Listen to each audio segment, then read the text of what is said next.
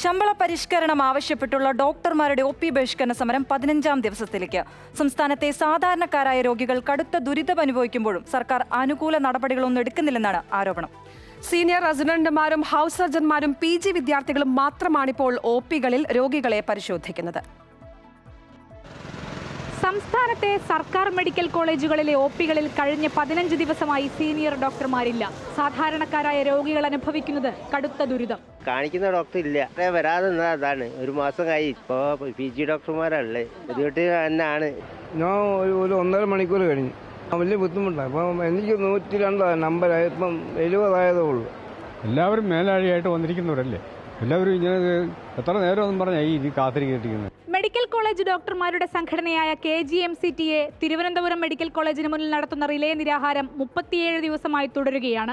4000-ന് മുകളിൽ രോഗികൾ എത്തിക്കൊണ്ടിരുന്ന തിരുവനന്തപുരം മെഡിക്കൽ കോളേജിൽ ഇപ്പോഴെത്തുന്നവരുടെ എണ്ണം പകുതിയായി. കോഴിക്കോട് മെഡിക്കൽ കോളേജിൽ ഒരു ദിവസം നടന്നിരുന്നതിന്റെ 10-1 ശസ്ത്രക്രിയകൾ പോലും നടക്കുന്നില്ല.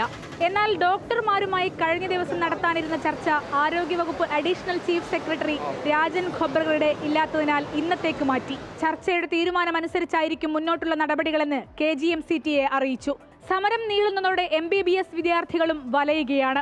തുടർച്ചയായി 20 മണിക്കൂറോളമാണ് PG ഡോക്ടർമാർ ജോലി ചെയ്യേണ്ടി വരുന്നത്. വിവിധ ബ്യൂറോകൾക്കൊപ്പം Sanio, big TV journalist, Kozhikode.